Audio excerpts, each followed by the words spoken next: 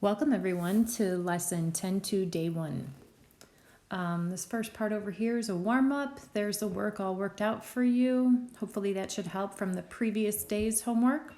And today what we're going to practice or what we're going to work on is finding partial sums and finding nth terms of arithmetic sequences. So an arithmetic sequence has a constant difference between consecutive terms. And there are two different types of formulas for it. We have an explicit formula, which uses this formula right here, a sub n equals a sub 1 plus the quantity n minus 1 times d. And keep in mind that you can write it this way as well. I usually like to put the d or the constant different out in front.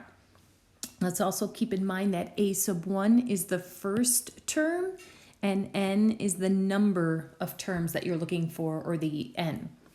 The recursive formula uses this formula right here, where you'll have to list the first term, and then in order to find any term, you're going to take the previous term and add the difference to it, whether it be a positive difference or a negative difference. So let's go ahead and write an explicit rule for an nth term for each of these sequences. And for the nth term, that just means any term, so a generic term.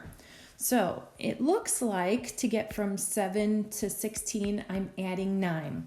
From 16 to 25, adding 9. So the constant difference in this problem is 9. And I'm going to go ahead and use that formula. A sub n equals a sub 1 plus the difference times n minus 1. And I'm going to go ahead and plug in these values that I know. The first term of this sequence is 7 plus the difference is 9 times n minus 1. And then I'm going to distribute and simplify. That'll give me 7 plus 9n minus 9. And then when I simplify, I get, here's the general rule for this, 9n minus 2. And that's our formula for it. Now, if I take a look at this second problem over here, remember, I want to try and find the difference, the common difference.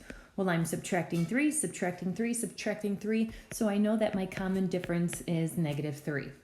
So I'm going to use the formula, a sub n equals the first term, a sub 1 is 4, plus the difference, well, the difference is negative 3 in this case, times n minus 1.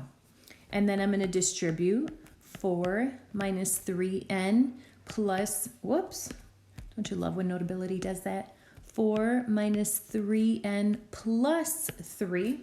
And then when I combine like terms, my general formula is negative 3n plus 7. Now, in problem number 3, they want us to find the 271st term of this arithmetic sequence. They already told us it's arithmetic.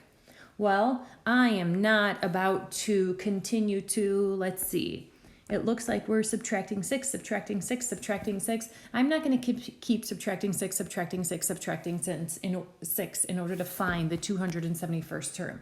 What I do want to do is find the 271st term. So I'm going to use this formula that we have right here. Well, I know the first term, it's 24. I know that the common difference is negative 6. The n value that I'm looking for is 271 minus 1. So like I said, all I did to get this was use this formula that we have right here. And now if I multiply and subtract and do some math, I get negative 1,596. So this number right here is the 271st term. Okay, just to keep this video short so that it doesn't take forever to upload, I will do page 2 in the next video. Bye.